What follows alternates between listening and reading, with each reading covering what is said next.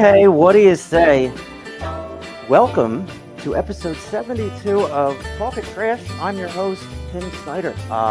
We run this podcast as an active service to our addiction community. We do it live just because we're good like that. But this is a podcast. We're live on Facebook, Instagram, YouTube, and then after the show, you can see us on Spotify and Apple Podcasts, Amazon Music, iHeartRadio, and something else I can't remember. Yeah, we got a fun episode lined up here for you. This is our, we're going to have an episode on Christmas Eve. Sorry, Burl Ives, but you can take your Holly Jolly Christmas and go elsewhere. How about, there we go.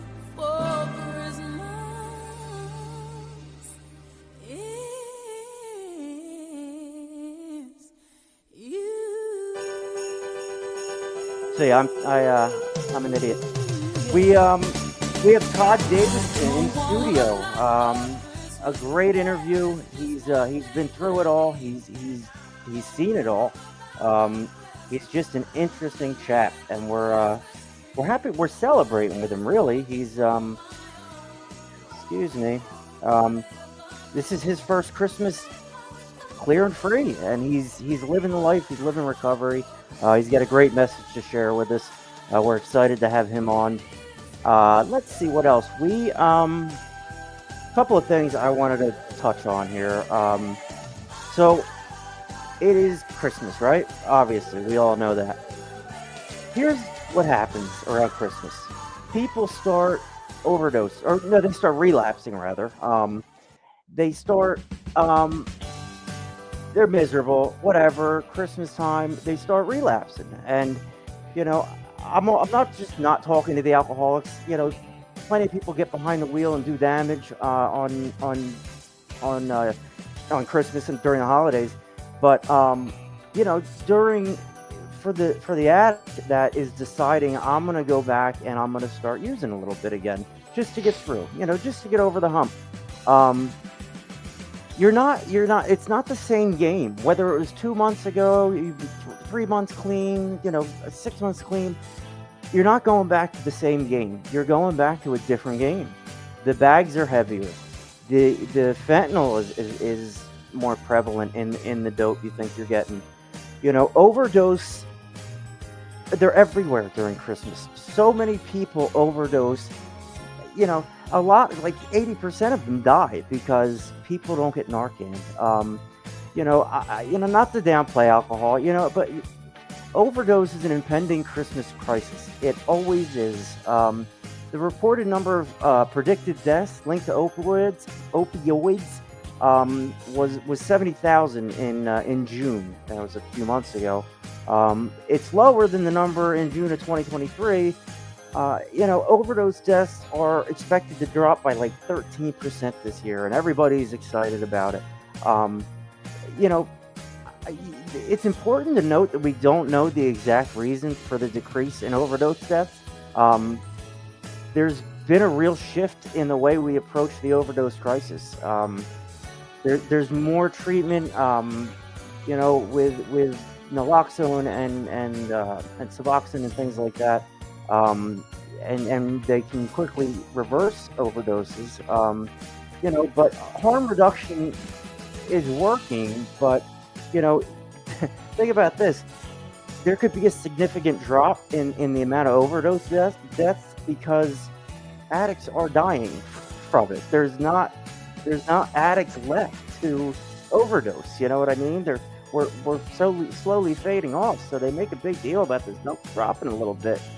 But I think it's important to note that, like, it's dropping, yes, because of medical intervention and things like that, but, it's also dropping because we're dropping. So, for those of you that think I'm gonna have a little taste just to get through New Year's Eve or Christmas Eve. I tried that once a few years ago. I was clean. Perfect example. I was clean for a couple of months, actually like 6-7 months. And it was Christmas Eve, and I went to Walgreens to get I don't know, and I saw a guy there that I used to get stuff off of, and he hands me 2 bags of heroin, and he looked wasted.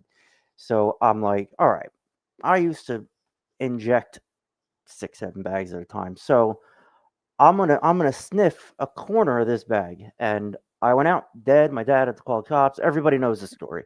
So that's what I'm talking about this Christmas. Just please, and suicides everywhere too. Let's be aware of that. So let's get into our preamble, and then we'll get started. This is our humble broadcast, where ethics and personal anonymity are of the utmost importance. We run this podcast as an act of service to those whose lives have been affected by addiction. We don't do it for profit or notoriety. We place principles before personalities. We benefit from this podcast just as much as anyone else. We all work programs and choose to sacrifice our own anonymity to spread the message that recovery is possible. We do this thing in an attempt to show as living examples that no matter how far down the scale we have gone, we will see how our experience can benefit others. Not only is that the 9-step promise, it's our creed we abide by here on Talkin Trash. We feel called to uphold AA and NA principles. We firmly believe that you can only keep what you have by giving it away. Please join us for a moment of silence, followed by the Serenity Prayer.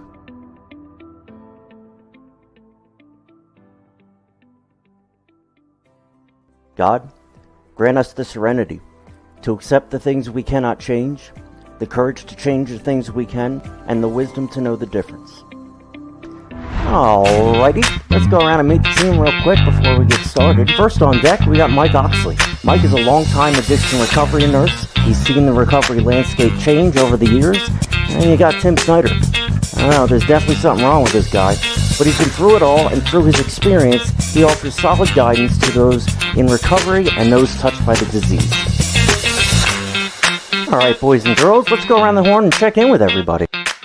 Let's do that. Michael Motorcycle. Hey, buddy, welcome back to the podcast.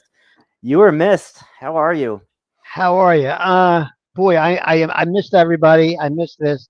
Real quick, my mom fell and she broke her hip, and that was immediate. Even though she's 81, it's not like a horse that you got to fix it. And they did emergency surgery within 12 hours and did a very extensive surgery into her leg and hip area. And she is recovering now in a rehab, different kind of rehab, but a rehab hospital that's only now, I had her placed at one about 15 minutes from my home. So I've been over there getting that together and planning for the future with her, because to be quite honest, I'm not sure she'll be independent walking like she was before this. But, we have to prepare for everything. And, not that I don't care about the show, but it just took over. And, me being so emotional these days, it really was rough on me. And dealing with this crisis. And I can only imagine how you guys feel on a daily basis with your crisis. So, it took up a lot of my time and a lot of my brain cells. And I'm just not as a good multitasker. So, but I'm glad to be back. Things are stable with my mom, and I'm glad to be back dealing with my family. I mean, you guys are my family if you're watching right now. Our Clean Time people are our family. I'm so upset that we heard about Nikki Starnes. That was crushing. That was crushing. I had a special thing with Nikki because one time she had asked some questions and I'd answer off the record and stuff, and she was a good person, and just trying like everybody else is. And that has to hit home to everybody on Clean Time. And the ones that aren't on Clean Time, it should make you appreciate what they've accomplished even more. 30 days, 60 days, I don't care if it's 3 days. It's tough out there. But I'm glad to be back. I missed Tim. I did miss I know Casa, and did I say it right? Nope. Kaiser. Oh, Kaiser. That's brutal. Kaiser. That's brutal. Jim. Will. Thank you guys for pitching in. I was able to catch bits and pieces of the ones I had missed, and everybody, listen, Sorry. it went fine. It went just fine, and thank you everybody that helped Tim put the show out the last 2 weeks. Yeah, I Appreciate mean, it. we didn't miss a beat, but it's not the same without you, for Oh, sure. thanks. It's just it's a different world. Like Will's great. Will is a he's just you can depend on him last second, whatever. He is a he's one of our co-hosts. Mike is a host. Will is probably our only co-host. We can count on him. We have friends in our circle, and this is what's great about what's going on with Talking Trash podcast. It's a miracle. Yeah, welcome to the miracle. So that's Jim. It is what's We're a going on. miracle. That's what Jim says. Jim is now a soundbite, and he It's is a miracle. Oh, this is Jim. yeah. Welcome Yeah, to the Jim's a miracle. good guy. It's a miracle. Oh, I did watch some. In fact, I did watch some of his appearance. Great guy. Great well, story. yeah, he's great. We're gonna have on next, what is it? The 29th, I guess. I don't know. Episode 74. We're gonna have Jim and Kaisa on. There's four of us superheroes. Just I don't know. I don't know how I theme these things. I just do whatever's there. Um, so the four of us is gonna be on for the first time. That's gonna be a good time because we had Kaisa and Jim on the other day, and Mikey was out on the sidelines on that one. So they're good friends, and my point to this whole thing is we're growing. We are a growing podcast. We're getting bigger. We have the casual listeners and watchers and all that, but we're garnering. Kaisa's so excited. We're garnering these people, these season ticket holders, our fan club. But they're not our fan club. They're our equals. We just bring them into the fold. You want to be part of Talking Trash. You know, pull your weight a little bit, and you're all in, and everybody does, and we're all friends. Um, like Jim and Kaisa and Will and just these people are what make Talking Trash Talking Trash. So we're just privileged to have this growing circle and these friends. I was thinking the other day how I can be very self pity, oh, poor me, things aren't the way I want them to be, and, all this shit. And, what I kind of realize is Christmas is coming here. You know, you got to have this attitude of gratitude. And I know that sounds stupid, but like a grateful addict will never pick up. For me, I can find myself in self pity. Woe is me. Nobody likes me. I have so little. But when I stop and make a gratitude list as like part of my daily inventory, which I'm not great at, but I do, um, I realize I'm right where I'm supposed to be. I count my blessings and I realize that I have so much for an addict who is dead on several bathroom floors. Um, I stop and I see all the things that have come from giving back to this podcast. We have new friends. I've reconnected Oh with yeah. old friends. We've helped people in excess. So ridicule and judgment means nothing when compared to what we've achieved and what God has given back. All the years the locusts have eaten. So like we are, and we'd be remiss if we didn't thank the people that made all this possible. So just real quick, I just want to say thanks here at Christmas. Um, my personal supporters have really helped me. Beth and Jerry Fannin, Ox, Rob Vargo, his nickname is Ox, by the way. Oh, Lindsay cool. Chapman, Love Mike. him already. Yeah, he's great. Brian DeSantis, Brian Cobb, Emma Grace, Tim and Vicky, Jennifer Viad, Rob Brescia, James Jacobou, Sean Miller, Matt Johnson, Jeff Stackhouse, and then our friends of the show, like Jim Live. But like we were just saying, like these are our people right here, and it really is. Yeah, welcome to the miracle. It's a miracle. Oh, Yeah, so like Jim said, it is a miracle that what we're doing right now is working. So we're privileged to be here. Mike is a detox nurse. He is an LPN. He has been in the field for a very long time. He has seen it all. Mike was my first nurse when I went to rehab. I was thinking about that the other day, man. Holy shit, what a that was a Christmas for me, Mike. I came in November and I left there on fire. Right, I'm the best. I'm the best rehab guy ever. I got this all figured out. I'm going to a sober house in Croydon, Pennsylvania. This is going to be great. I get there 2 days before Christmas. I'm alone in this sober house. I'm like, what the hell is going on? I spent Christmas alone in my shitty bed. Like it was bad. Like that was the beginning of the end for me. And it all started down there in 2000 maybe. I don't know, 2019. But yeah, Mike 18, is seen it. 18. 18, was that what it was? Hmm. So that's how me and Mike met.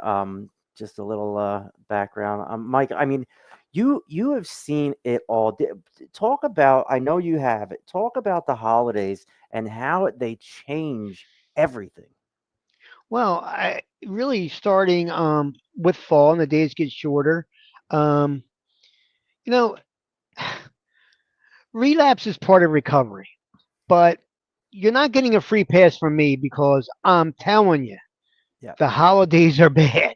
And if you know that the holidays are bad because there's more people around, your old drinking buddies, Yeah. family that can stress you out. People come home to see their families. Um, Everybody gets together at the local bar. You get 9 texts. Um, there's so many ways it'll come at you that you're just not used to in your day-to-day sobriety. Yeah. Um, and your new recovery. You're not used to it coming from 6 different ways at you at once. Right. Family, friends, ads, free stuff. Everybody's happy, jolly, Yeah. and you got to get on the sidelines of that originally because if you don't, this is the time of year that I would see more people in rehab. That could be for a lot of reasons. That could be that Aunt Betty saw Johnny at Christmas dinner and says he looks terrible. Yeah. Um, the family's all talking about how strung out he was, and they're doing it all together as a family. Almost Christmas dinner becomes a intervention. Yeah. I've seen that a lot of that, but Yeah. and they're in a mood that they're more accepting of their family sometimes, and will come in that the family's been bothering them. But the holidays, for some reason, are very depressing for a lot of people. Yeah. And like you had just touched on about pity, right? And get off the pity party and stuff. Um, you know, addicts love bad news because it's an Yeah. excuse to use. Yep. They love bad news, and Bored yeah, in yeah, their recovery. family's coming, and it's almost okay for bad news. Uh, Hmm.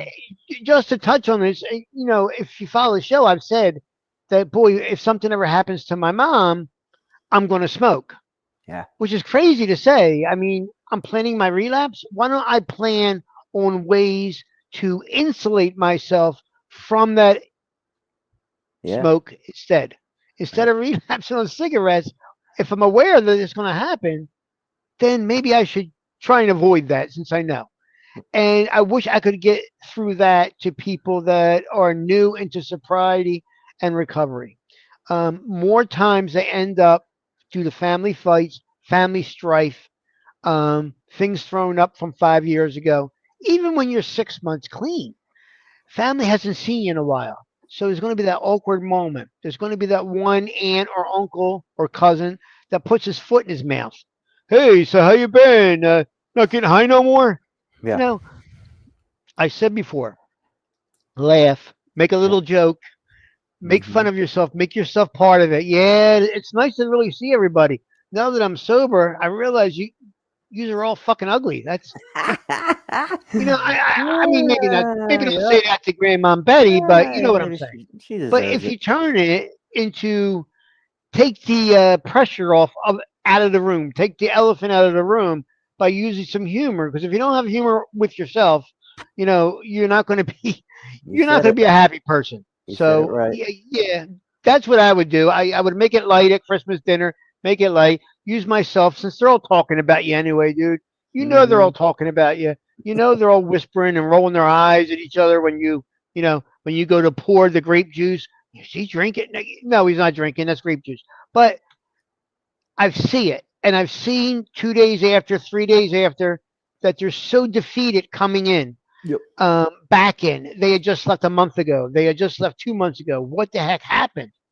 And it's family. People Yeah. that mean well are supposed to be on your side the most will also affect you the most. Mike, I'll tell you, Obviously, I can tell you for me, like, I would be at a Christmas dinner or whatever gathering, early on, being clean, and I'm aware, I'm there, I'm like, I'm here, I'm talking nice, my eyes are clear, I'm not, my face isn't in the mashed potatoes like it was last year. It wasn't some disaster where the cops were called, and it's right? almost like some family, they want you to cause that scene, cause that Yeah, the ruckus, drama. that They love it. drama. They get off on it. So now there's no Uh-huh. drama. So they treat Hmm. you like, mm, you're still that guy. You're still going to do something. We're just waiting, and we're going to whisper. And for the addict that's not ready for that, they'll just do it. They'll be like, whatever. They think I'm doing it.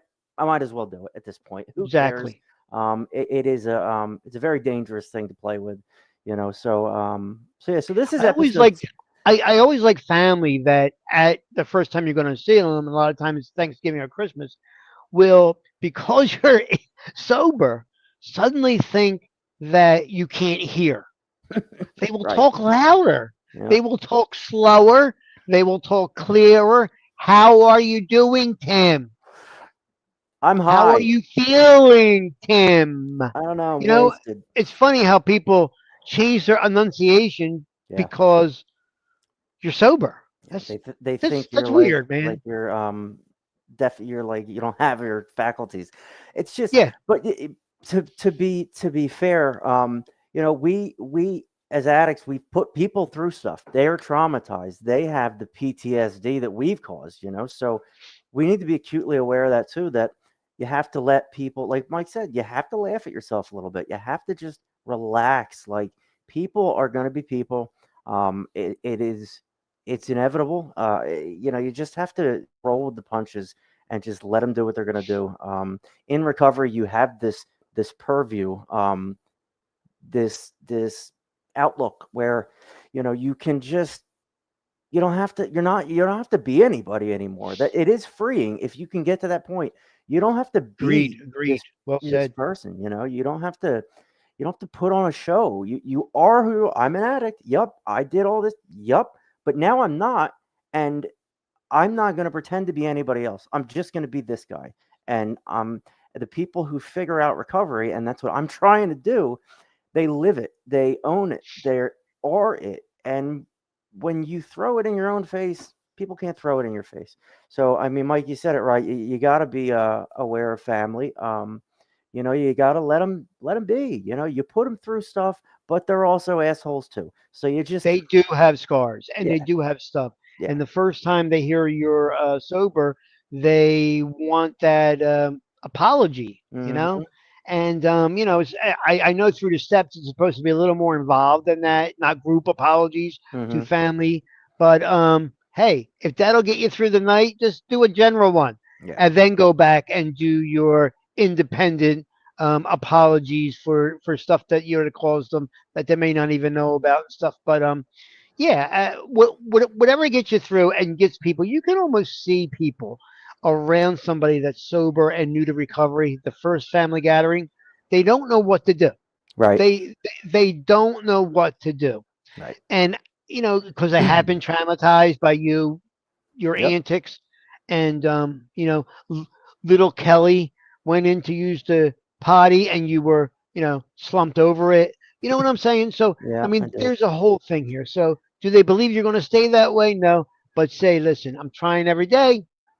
I'm sober now, so let's enjoy each other while I am, because you don't know. Tomorrow I'm going to try again to be sober, Yep. because every day. Jim So said it. Your sobriety is rented. Your yep, addiction is in the parking lot doing push-ups. And I he get said it. those words, and they resonated with me because they were real. Like I've heard those words before, and coming out of some, whatever. I heard them from him, and he meant them, and they reconnected with me last episode, 2 episodes ago.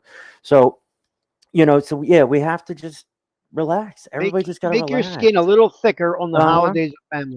You Yep. got to have thicker skin, man, and you can't be because if it wasn't family and these two events or three events that you're going to with them, it would be something else. Yeah. Okay, it would be you saw workers and they're asking you where you used to work, where you got fired. You gotta look at it from their view. You gotta thicken your skin a little bit and make some humor. Make Yeah. yourself the butt of the joke. It always works. It I can always works. Mike's right. I can tell you, it's self-deprecating humor just keeps you in your lane. You're no better than anybody else. You're no worse than anybody else.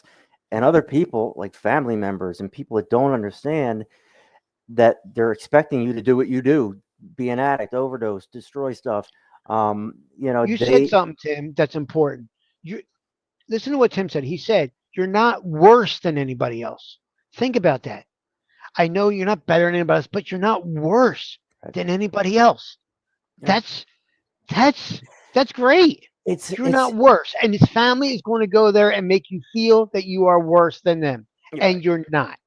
as an You're addict, you have this perspective that if you can get to the point where you're comfortable in your own skin, you've addressed your mental health, you realize what you needed to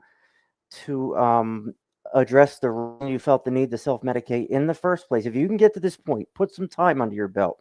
You look at those family members and you look at the people that are naysayers, and you're just like, I'm glad I'm not you because you're looking down on somebody, and that is not the way to be. In right. recovery as an addict, I don't look down on anybody.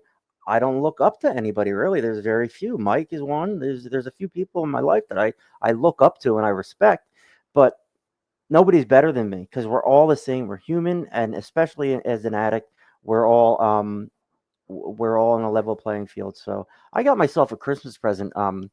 It's a bat, and Jesus. it's just called Bat. It's for self defense. I just thought it was Hmm. cool. So anyway, we have Todd Davidson in studio.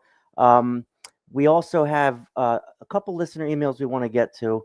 So fudge it. Let's bring Todd on. Let me introduce this guy. He is a character. The more I check him out, I love um, this guy. let's get him in here. Um, Todd Davidson.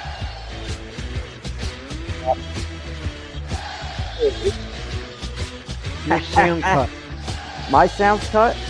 Yeah, it's good now. It's good now. Is it better now? Yes. This SteamYard thing is a piece of shit. So Todd Davidson, look at he's a Harley Davidson thing. I made that. Todd is sober 3 years, 8 months, and 2 days today. His drugs of choice were heroin, meth, opioids, Xanax, benzos. He was on methadone for a couple of years. He's 5 years off of any real opioids. He relapsed on kratom. We'll talk about that. You got to give him credit for owning that one. He's a proud newlywed. Good for you, buddy. This is his first Christmas out from under a treatment facility, jail, or prison. That's awesome. We are here to celebrate that with you tonight. We're privileged to have you on as that's being your first Christmas. That's awesome. He is a behavioral health coach, and he's an assistant project manager for jail in outreach or whatever. I don't know. He'll tell you better than me. So welcome to the pod, Todd. There he is. Hey, Toddster. The Toddster. Hey, How how are you, you buddy? guys doing this evening? Doing great. We're doing good. Doing great. So we love Big Todd. having Todd, you on. Tell us, get it You're going. with if you're watching now, Tim, if the others are watching, I know you put out Elizabeth's interview with Mhm. Healthy Georgia. Yep. Todd is also part of Healthy Georgia. Yes, Like we he have a is. direct link with Healthy Georgia. We So do.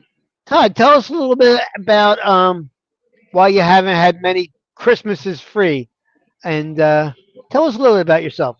Yeah. Well, my name's Todd Davidson. I'm 44 years old. Originally from right outside of Atlanta, Georgia. I my my substance use didn't really start like the typical what you see in somebody that's in their adolescence or teenage years. Mine started into I was in my late 20s. Um, I was working, and I hurt my back, and the and I still remember that I couldn't hardly walk, and then I remember going into this urgent care, and then them giving me this prescription and giving me um, this shot of some sort, and I went there. There was a click. It Yep. just clicked right then. So, um, and then it was on. It was it was then I was married then, so it was kind of like a country music song. I lost a house, lost a dog, lost a job. I Yeah. lost it all, but And um, truck.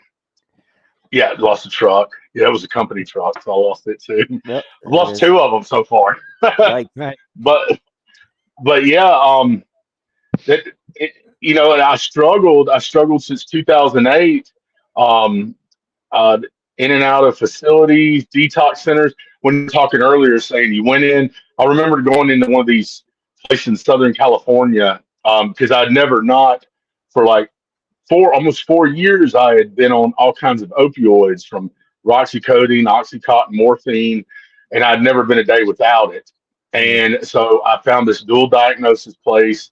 Um, had lost another job. They flew me out there, and I remember when I got there, I said, "Oh, this is great." And when I get done here, I'm going to go back home, and everything's going to be hunky dory. Well, I went back home. She had moved from Memphis to Ohio, so I went to Ohio, and I was living in a basically a homeless shelter because she was like, "No, you're not going to come back here." Yeah, so um, that's where I was introduced to heroin. Was Mm. in Ohio, in a treatment facility, and kicked out of that one. And um, but when we were talking about that, saying, "Yeah, I've got this thing, I've got it under control." I think I'd said that so many times, Mhm. but I really had never worked on myself and what I needed to work on. Um, Hey, Todd, not how Yeah. much of you switching from pill to heroin was a financial consideration, buying the pills we're getting, or did you still get them prescribed plenty? Or was it, if I'm spending $30 a day, I might as well just $10 a day for a bag? Well, Was I it part of was your decision? No, so the reason I went from the pills, I had incredible insurance, and I had these doctors in East Tennessee where I was living at the time that were heavily prescribing the roxycodone, the Mhm. oxycontin, the morphine, the opana, the Xanax. The problem was I'd lost the job, so when I went to Ohio, um, and had some clean time. But up there, I found heroin, which Mm. was, heroin at that time, 2012 was the time where it was kind of in that area. Um, and then I moved away to South Carolina, and when I got there, there was still I couldn't find anything, so I was having to get like heroin mailed to me from Ohio. God. Yeah, yeah, FedEx. Right. What? They were doing the job until a SWAT team knocked my Yeah. 88-year-old grandmother's front door down. Been there, done that. So You're lucky I wasn't your FedEx guy. I was the UPS guy for a while. I had a racket. yeah, I would have never gotten a package. I mean, Nope. like I'm out in the middle of nowhere, I could sniff and that out. really, yeah, so I struggled back and forth, but also with the heroin became something different because I'd always what you guys say sniff, we say snort here. Mhm. I'd always snorted the pills, but with the heroin, I was IV using the Mhm. Me too. heroin, Yeah. and it was really tough. And but then over there, I got in trouble. So there was a thing that I could do called PTI, where they could expunge your felony. And I was supposed to go to like 6 classes in this community service, but I was still screwing up so bad. I had to take 36 classes because I just couldn't pass it. I couldn't pass a urine Six times analysis. six, right? Yikes. Okay. Yeah, yeah, like $205 a pop or something like that. But My what the guy. problem was, I'd saved money, so to me the money wasn't really an issue. And of course, then I started bleeding my mom to death and my grandmother. Just Right. this parasitic lifestyle. I was just Yeah. taking everything I could, but I found methadone, Yep. and methadone worked. Right, once I remember that like little aha moment when I got to about 100 milligrams and I still tried to Hmm. go get something. And I remember going, this guy kind of screwed me out of my dope, Yeah. but it wasn't that way. It just started blocking it like it was supposed to. And I Yeah. did well on that for years and Okay. years. And, um, but then coming off methadone is very difficult. Oh I had yes. relocated back to Georgia to the area that I'm in now, and my father had passed away, and of course, mom left, so I had to go follow her to Georgia because I Hmm. still needed that. Now I needed the money, but when I got to Georgia, I was one of those that was like, I'm not going to do any methamphetamine. Well, the problem was I said, wait a minute, I can sell this stuff, and then you start dabbling, right? Yeah. And during that transition, then they asked me, to leave the methadone clinic, but I just kind of transitioned from the methadone to the methamphetamine, and of course, everything Well, dies off at the foot of the path. we all learned very young from Scarface. You don't get high on your own supply. That's a fact. Right, Remember that? right, yeah, yeah, yeah. But I didn't live by those rules. No, But I mean, that And so, that bring us yeah, to and SWAT here. bring us a what? To SWAT. SWAT. what is What SWAT? is what is SWAT? Didn't you say they came in your house to arrest you? SWAT. Oh, Oh, the yeah, feds. that was yeah. That was I'll never forget that. That was May 1st, 2013, May Day, because and then Mama let me sit down there about 10 days and then came and got me. But yeah, I'd been having it delivered. I'd been having it. I would get money and send it like every Wednesday, like Western Union to Ohio, and then they would mail it to me in a DVD case. Yeah. And here at my poor grandmother was like the mayor pro tem of this little bitty town over there, and she had Mm. retired. And like I had family who had been like my great grandmother was the school teacher. I'm talking like first through 12th grade for the whole school. It's this little community. My great grandfather was like a sharecropper over there during the Depression. So everybody knew him. And then here comes this degenerate coming over there. I mean, she hired the police department in the little town that knocked the door down. Yeah. They're so, I mean, and yeah, that, and you thought I would have learned then, right? Yeah. But the problem is I never had terrible consequences for my terrible actions, Well, let right? me ask you, So Todd. So your last arrest was on 4/19/21. Your clean date is 4/20. Is that why? no, my arrest date was August, so I got caught with a bunch of meth, and my it was August 2nd, 2019. I sat in the county jail for a while. I sat for a while. They came to me. They're like, "Hey, I didn't believe, like, I watched a lot of Law and Order, so I knew the law." And Yeah. Dum-dum. I thought I was, yeah, dumb.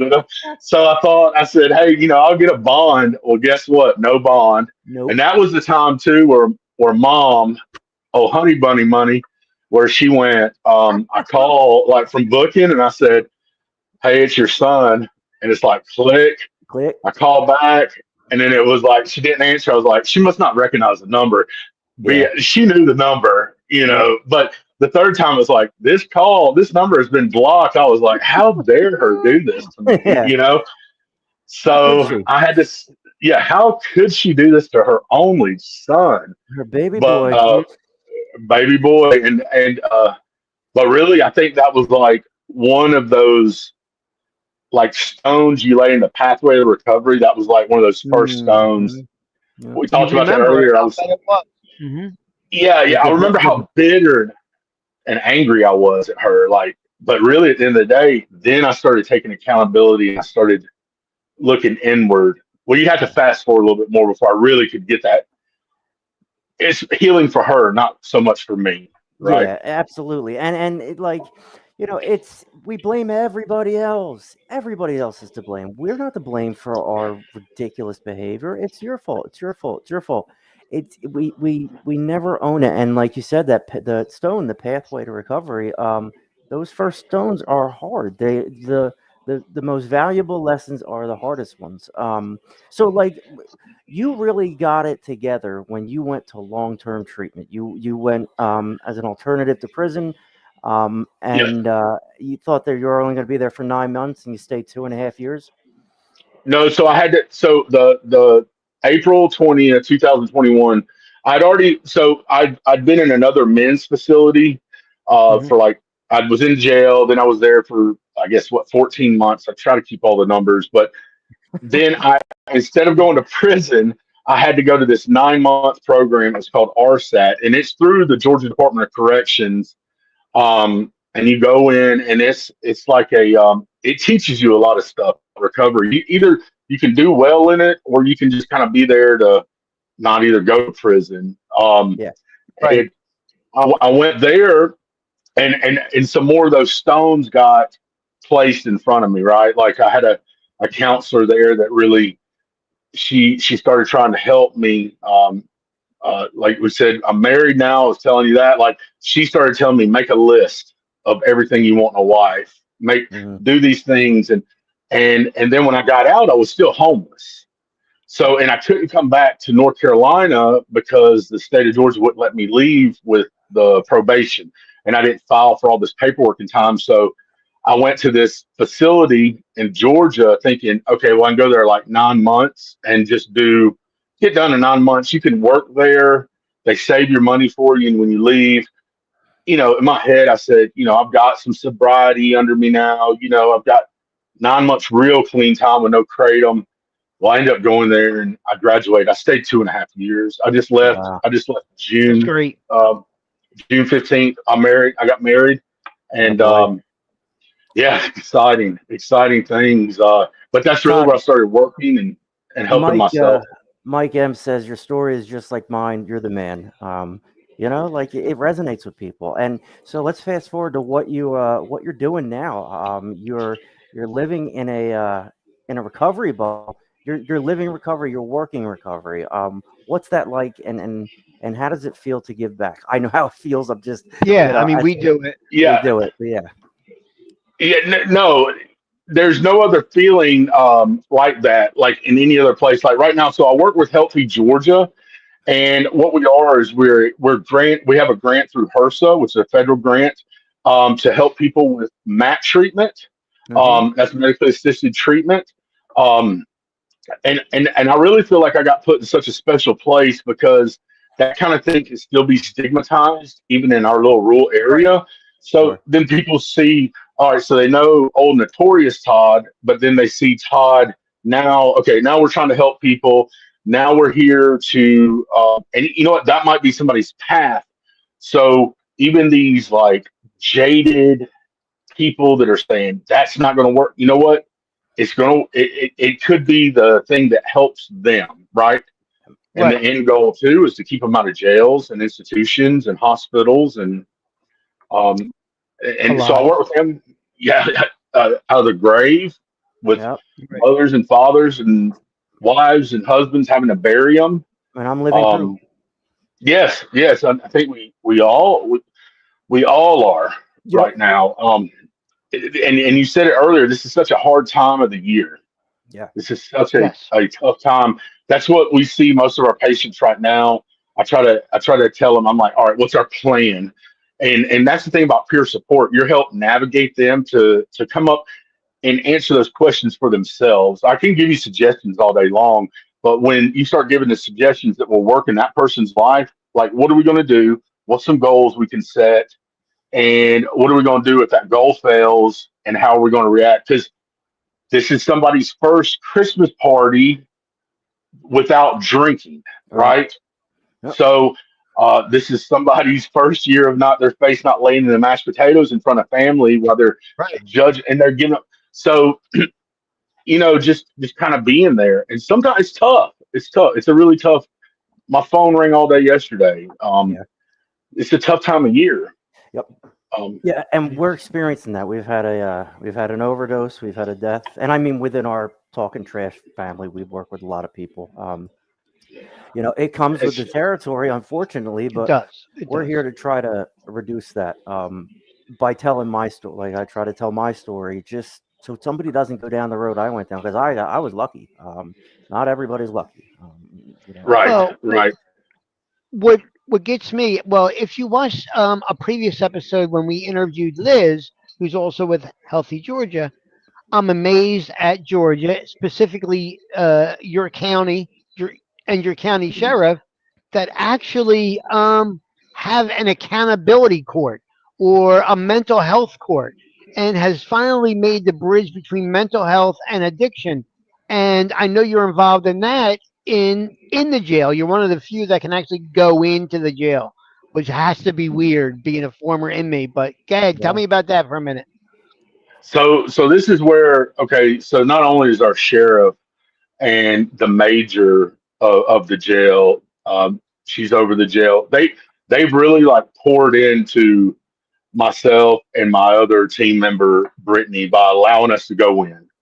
And in that peer support is where we can have those men. Like I deal with the male population, and where we work on an even level playing field was or is I've ate off the same trays, I've slept on the same steel, I've had the same mats, I've had the same count.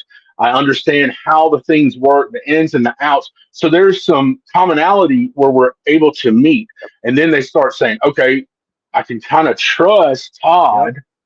And like our major, I've sat down with her so many times, and you can pick up the phone and call our sheriff. You can pick up the phone and call him. Amazing people. Mm. That's crazy. And I mean, it's yeah, great. It's great. Yeah. I wish it was nationwide. Is what I'm saying. I That's not how wish I it would was know it. nationwide. yeah, and then the men start and they offer so much in there for them. Um, then when they get out, they know, okay, well, I can go see Todd at the office. And like that stigma thing with the mat, right? They're like, oh, Yep. some people say that's just, oh, you're just changing seats on the Titanic. No, you're in a life raft. Yeah, no I'm putting shit. you in Right. a life raft, and Quit looking then at we it, can buddy. navigate them there for free. That's what's really unique about this. It's all free. There's no string. There's nothing. Just um, there's some procedures and policies that we have, like our little check-ins, and you go to the doctor, and we have these incredible community partners we work with. Or they might not say they want to do that, but then we have like that men's facility that I can try to get them into, and we are in a very unique. We're so grateful to have what we have. Um, my counterpart, Brittany, you guys will love her. You should have her on. Yeah. She is like our accountabilities courts person. Then we have another team member that knows the ins and outs from the mental health.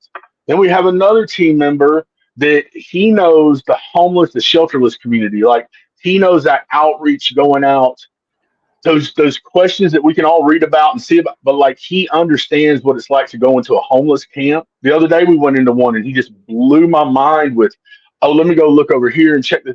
We have this incredible group of people here that is passionate about recovery, passionate about finding your pathway to recovery. Mm. I just wish this was around when I was trying to start. I said maybe Well, I would have that's got clean. what Georgia, Todd. I as have a question here from David L. Todd, when you were in jail, were these services available to you? No, And okay, so yes and no, but they didn't have like the peer support. They had this. The sheriff then had brought in, but it was for a small group of men that got selected when I was locked up, and it was kind of. I'm not going to lie about this. During that time, it was like I just wanted to get out of the pod so I could go get pizza. yeah, But like the staff and administration there now don't they offer all the help, but they're not going to be like, oh, you can get out to get say get pizza or something like that. This is, you got to have a want to, right? right. And you see a whole different dynamic. And then also it helps because a lot of the men that I know in there know me, Right. so they knew me before and then they know me now, and it's a lot of times, well, let me go talk to Todd and then start trying to get some help. Todd, what can I do to get out of here? When I get out of here, what can I do? And we've been so successful on our end with I know with the men coming out, Brittany has with the women. or navigating them into another facility somewhere, a treatment facility. I mean, Todd, just as So an addict, I know for me, like I don't trust. I trust what an addict says, or someone who's in recovery. Like right. he's been there. He understands what I'm going through. He understands what I'm feeling. He's been there. So like I couldn't. I would be useless in the jail system because somehow I eluded jail. I should be just getting out of Right, prison you now for did. the stuff that I did in 1999. You know, so like I, it's wonderful to see someone using their experiences and talents.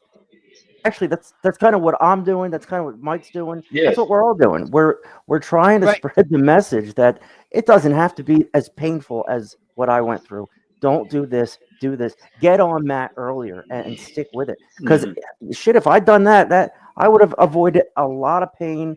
I would not have a plate in my neck. You know, there would be a lot of things that would have been different. So, I mean, it's just awesome what you're doing. You Hey know, Todd, what's available medical wise when you get there? Is the sheriff also up for treating the withdrawal that a lot of people unfortunately have to withdraw while they're in a jail cell?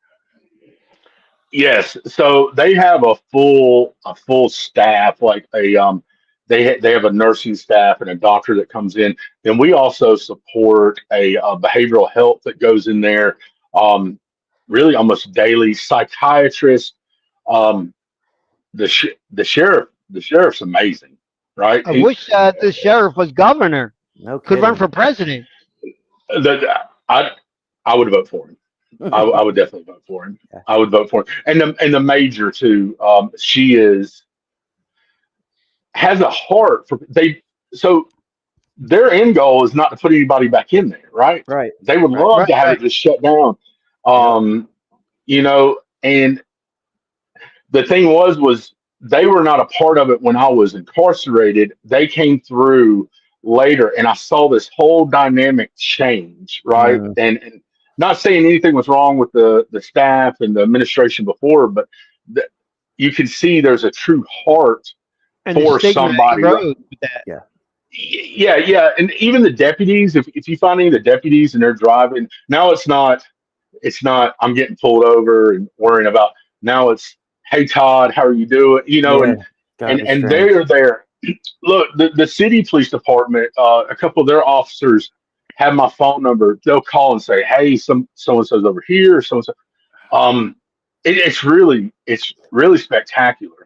It's a The, network. It the, sounds like a sobriety recovery network, and that's right, what's needed. When I think of jail, I think of corrections officers that just rattle their stick down the cages, and nobody cares about you. But this is Mm. this is a totally different thing, and I think It's honestly, like it'll utopia. it'll change the recidivism rate, and I think that's the goal ultimately. But right, also, it's right. just recovery overall. So we got to get to some things. Todd, you want to just hang on with us while we finish up the show? Yeah, Thank absolutely. you. Thanks for everything, man. This was a fantastic interview. And I'd love to talk to you more about it, the ins and outs of it. And we will when we have more time. Absolutely. We will, and I Um, like we on New Year's Eve we're gonna do like a 5-6 hour show. Everybody that we okay. have interviewed or talked to, you're just welcome to come on at any point. Just send me a text. I'll bring you on. We'll talk. It's just for our people that are struggling through New Year's Eve that Yeah. the ball drops and they Maybe got it's nothing. their first one. Right. Yep, and they got nowhere Yes. else to go. And I'm going to sit here and tell you about my first New Year's Eve and my last New Year's Eve and the New Year's Eve I died. And we're gonna share that message. So what we like to do is clean time. That's a huge part of our program. We count people's days for them and with them, and it's just we have this family of people that are proud to be clean and want to share that just like we're sharing that. So Mikey, why don't we get into some clean time? It's been too long, hasn't it? It's been a couple weeks. Well, it's that time. It is clean time. What is clean time, you ask? Well, glad you asked, because I'm going to tell you. Yeah. Clean time is the amount of days or years that you've been clean and sober. We're a family here on T-Dubs, so let's get into our clean time segment. Michael? Hey, Daisy McLean, 39 days. Great job, Daisy. I want you to be sober while that hair grows out. Hey, hey, Jeanette, 55 days, and we do need another picture. Dustin Wells. Dustin Wells, thanks for joining us. 56 days. Thanks for bringing us on your journey. 66 for Tara. She goes down, she bounces up, just like our song. Timothy F, 66 days. That's all around. Jeremy Moore, 76 days. Good job, Jeremy. Jason D, look at this guy, 85. Hey, Jason, proud of you. That's real time. Bridget Shoddy, 89 days. One more. TW, 93. Proud of you, man. Alan Batherson, 95 days. I smell triple digits. And there she is, Hallie McDermott, 102 days. And Skylar S, 103 days. Best teeth in recovery. John Brown, 133. This is real time, John. You're welcome to jump in and root them on. 135 days, Valencia. Catalina D, 139 days. April R, 143. And we know Monica, and she's Monty Fonte, 149 days. And one of my favorites, Michaela Booker, 151 days. Hey, Frank Kenny, 152 days. Rico. There he is, Rico Dania, my man, 156 days. Proud of you, Rico. Oh boy. 160 days. Alex Patrine. There's Sammy Hess, 165. That's for some real good time. Yeah. Anthony Seals, 165. That head of his. No. 170 days. Destiny J. It's your destiny. Daniel G, 171. Oh boy. Hey Jay. AJ Hamilton, 185 days, man. That's awesome. 195 for Andreas. That's great. Hey, Dorado. We know our first fan ever, David D, 196 days. Hey Dave. And Christian A, 200. 200. 203 for Alex M. Again, Alex, thanks for letting us go on your journey. Yeah. There he is. Crikey. 210 days. DW. Put a shirt on. 232 days. Tony J. So glad. There she is. I'm glad. 233 days from Maria Glad. Well, And Jen Magner's at 242. Jarrett Black. 243 days. Proud of you, Jarrett. boy. 276, Mandy. Keep going. Kissy, kissy. 275, Jamie Michelle. Girl. There's Deshaun Booker, 307 days. 307. 315 for Desiree Murphy. Very nice. 322 days for Ricky McVicker. Bigger. 349 for Cassie Spencer. Almost there. And Jennifer KTM, 382 days. Atlas Breton. 379 days for Patty State. Hey. And can't forget Craig Clipper. He's showing up for court shirt. 410 days. Holy J. Ronnie J. 424 days from Ronnie J. You see Ronnie on the internet all the time. Tommy Wilkes, 434 days. Will Douglas, 438 days. Hey, Will. And there he is himself, 537 days. That's the man right there to my left. And Stella Montez, 3 years. And Jim Lyman, 3 years. Oh, this is welcome to the Amelia miracle. Quartro, 3 years. Here's Amelia. April Pritchard, 3 years. AP. And there he is, Jeffrey S. 4 years. Repo Man. Oh, And that's there's not my Michael. That's Paul Flagg. I'm sorry. That's Paula Flagg. I know who that is. And that's Tyler Brandon, 4 years. And Kaisa B. We all know her, 5 years. Proud of her. You did it. Don't forget Lisa Welk. she is at 6 years, believe it or not. And there's my man, Simon Cross, 6 years from Straightforward. 8, 9, 8 years for Tina C. The COVID. 30 years, she had COVID. 13 years, she okay. Like, who's the most did hear important part of the I think room? her sister had it too. I think Deanie had it. Misty Hayes, 18 days. I'm proud of you. Thanks for taking us on your journey. Doug Hamilton, 24 days. The newbies, I love them. I love them. Everybody, Haley McCurry hit 100 days. Michaela Booker, 100. Frank Penny, 100. Alex Katrine, 160. Jeffrey J, 170. Christian A, 200 days. Or the crew time, email me or Mike. Get you up on that. Hit us up. Get up on our social media. Contact us and see all of our original content. Don't kill yourself over the holidays. You're going to ruin the holidays for everybody. Haven't you ruined enough of them, dude? Right. You're going to ruin it by killing yourself, too. Don't be nasty.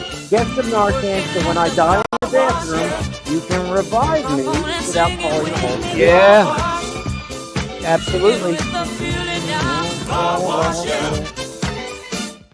a great time. I love it. I missed it. What? So that's clean time, Mr. Davidson. What do you think of that? That's what we do. I think it's fantastic. Yeah. Tyson, So we love our people. thank you, Todd. You're awesome. I'm going to drag this one out a little bit because we got a couple things I want to get to. I'm going to turn the music down. I got a lot going on. So we got some listener emails that I got to read. It's the holidays. You know, we have people that mean a lot to us. So we're going to get into some of those. I had a song queued up, but I don't see it. There it is. It's Cat Stevens. Well, if you want to sing out, sing out. So listener emails. It's been a while. Yes, it has. Been a while. Yes, it has. What am I doing? I want to go full screen. All right, so hey guys, my name is Dustin Weeks. A month ago, I was doing heroin every day. It consumed my life, and I wanted to die and expected to die every day. And I was kind of disappointed looking back that I didn't. I don't think he means it like that. I was in my addiction by that point, and it didn't matter. It was all about getting the best dope, stealing from this one or that one to feed my habit and hurting the ones I loved. At first, I thought I was hiding it. Then it became obvious. When my fiance found me overdosed in the bathroom and had to call 911. I lost her, I lost my apartment, I lost my job, I lost my dog, I lost my truck. I found myself in my grandmother's basement sleeping on the floor and coming and going every day out the cellar door, never speaking or talking to her. She needed my help, and that was the agreement when I moved in, but I didn't help her at all. I only went upstairs to force myself to eat, steal her jewelry or money, then I'd sneak back downstairs hoping not to see her. Even she knew something was wrong. All I had was my cell phone, all my streaming services were shut off, and the only thing I could watch was podcasts. I came across yours, I guess, by searching for addiction stuff, and first saw that it was a video podcast. I was instantly intrigued. At first, I judged him like, does he think he's telling me, blah, blah, blah. Yeah, I get that a lot. But then I realized I wanted what he had. And as he said, he didn't have much like me, but he had his sobriety, and he was turning his life around. 10 shows later, I decided I was going to do what he'd done. As you said, it doesn't have to be perfect. It just has to be step by step in the right direction. I had finished like 25 episodes in 3 days. During that time, I started calling the state and Medicaid like you say to do. To my amazement, I had state insurance within a week. At that point, hold on, I just got to pull Kai's thing off the screen here. To my amazement, I had state insurance within a week. At that point, I was hanging on every word Mike and Tim said. 42 days ago, I checked myself into my first rehab. State run, but it wasn't that bad, just like you said. They detoxed me for 15 days. It was brutal. I had a 3 bundle a day habit and was taking benzos, any benzos I could get my hands on. I was in there for 35 days. On day 29, I slept for my first night through. It was a miracle in me. I gradually felt better. I advocated for myself, talked to my therapist honestly, saw the psychiatrist, identified my core reason why I used in the first place. I got on MAT, and moved on to a PHP sober living environment. I have a long way to go, but I had to say that if it wasn't for your show I would have ended up dead in my grandmother's basement. Of that, I have no doubt. I see her every day now. I clean her house, get her groceries, and gradually actually have conversations with her. Thank you for doing what you do. I watch your show, go to meetings, got a sponsor. It's all part of my recovery routine, and I would love if you could reach out and talk to me more. Will do. Attached is a pic. Please put me on clean time. Done and done. Dustin Wells. Ah, that's what I'm talking about. That boy, Dustin. Dustin. We're so proud of you, man. Yeah, that's Yeah. really great. And you know what? I mean, I like to think that the show did it, but he did it. Come No, on. we didn't do it. You Yeah. did it, buddy. And if there's something that went off in your head, I'm glad it worked. But be proud of yourself. Be proud of yourself. And this is your first holiday going through it. So make sure you tune in for New Year's Eve, our gala, and Christmas Eve. But Dustin, that's a very special letter, and I will cherish it, and I know Tim will cherish it. Hell, even Todd is cherishing that Yes. letter right now. Yes. Isn't that right, Todd? It made me that's tear up a some little bit. Well, Yeah, I me too. got to be honest, and I'm going to be. Yeah, me too. Here. It brought me to tears because Yes. Yes. because if it wasn't for stuff like that, what are we doing this for? We don't make money at this. Right. We're not here to pump our tires. We're here to help people like Dustin Wells. And That's what Mike we do said it it. You did it, Dustin. We didn't do it, but Yes. we're privileged that we are a part of your story, and we'll be in touch with you to make sure that your story continues. So thank you so much. And now he's part of our family forever. Yep, just like that. And that's how this thing works. We got a couple more here. My name is David. I was relocated, and my commute went 10 minutes to an hour and 10 minutes. I was so upset until I started to commute and found Trash Talk. And I can't tell you how much it's changed how I think and what I stand for. I've been clean for about a year, but I hid it from everybody. I hid detox, and when getting clean more than I did actively using. When I started listening, I hadn't used in 10 months. When Tom talked about the difference between sobriety and recovery, I'm Tom. I realized that why I've never stayed clean. I could get clean for 9 or 10 months, then I'd go back to it. 2 days into my commute, I was definitely going to repeat the cycle. I searched for recovery podcasts and listened to Talk Trash. I listened to Talk Trash driving home that night. I sat in my driveway for half an hour as I finished up a second episode. Now I look forward to my commute. If you could do an episode every day for me, that would be great. Haha, I attached a picture. Last time I used was 8/9/23. Thank you for getting me past that hump. Each run was getting worse. Y'all fam, bet. David McDowell. Thank you, David. Yeah, That means Hey, a lot. David. Yes. Welcome to the family. Proud of Welcome you, to the man. family. Proud of you. And this is our last one. This one's fun. Hey, love you guys. I'm a friend of Tim's, ex-girlfriend, I guess you'd call it. But I wanted, well, it is what it is. But I wanted to get on your clean time. I didn't know how to go about it. I didn't want to bother Tim and call or text him because you can tell the show's doing really well. But that's probably from nonstop work on his part. You're right, it is. Mike Yeah, is it is. sidekick. Mike is sidekick. LOL, he's the best. Is he? Love that guy. So yeah, I figured I'd go through the proper channels. I'm 4 months clean again. Tim would be proud of me because I'm doing what he suggests, and that's the opposite of everything I've done or not done up until now.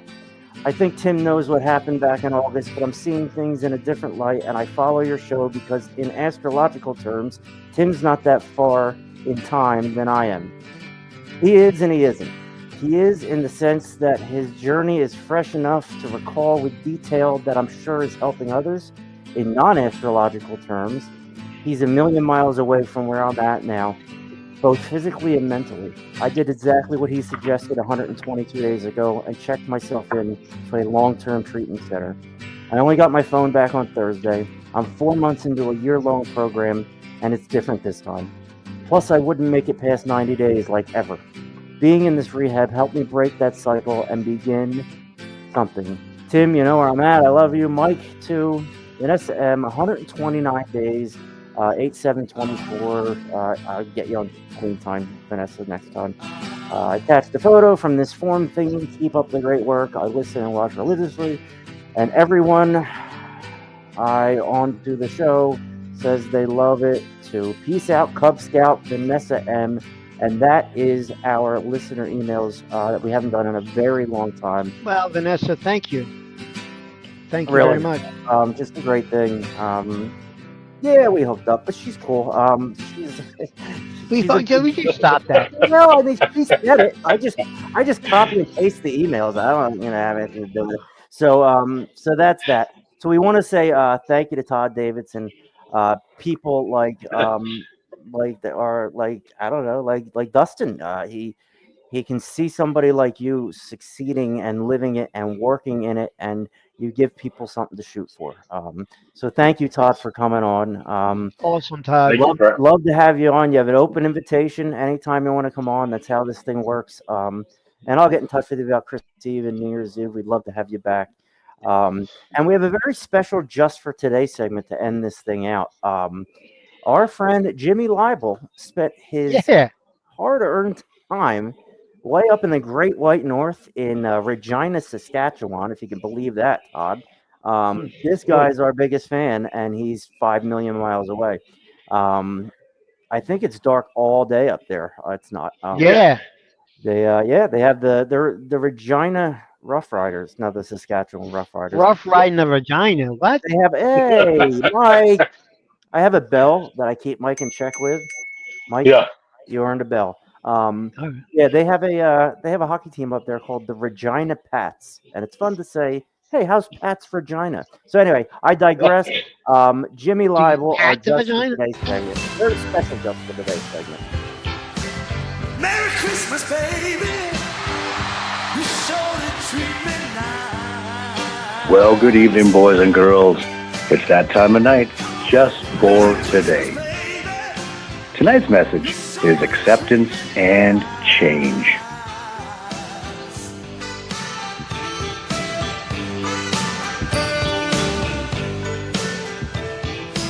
That comes from page 372. Freedom to change seems to come after acceptance of ourself. Fear and denial are the opposites of acceptance. None of us are perfect. Even in our own eyes, all of us have certain traits that, given the chance, we would like to change.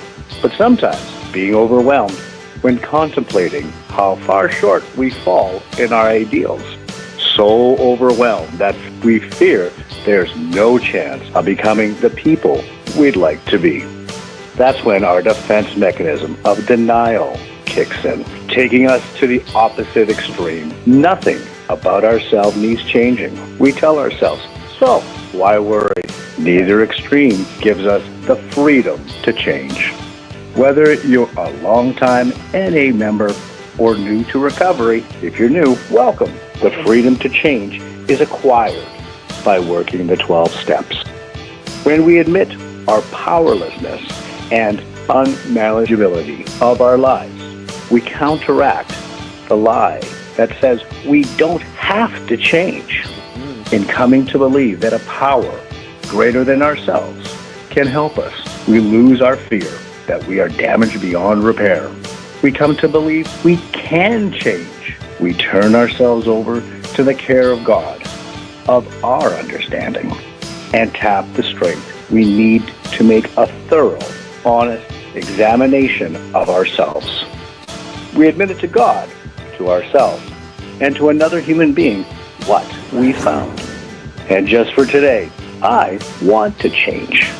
By working the steps, I will counter fear and denial and find the acceptance needed to change. And just remember, denial is just not a river in Egypt. Oh, Jim. Oh, Bruce is on tape. Look at Santa Claus go.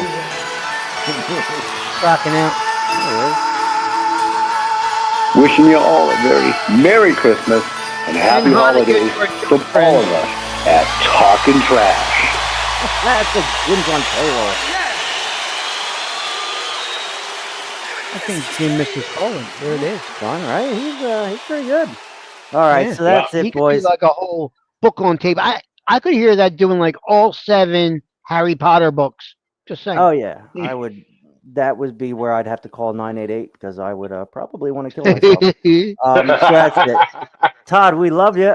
You were great. The show's live on Facebook and all that stuff already. Liz So is lucky to have you as part of her team, buddy.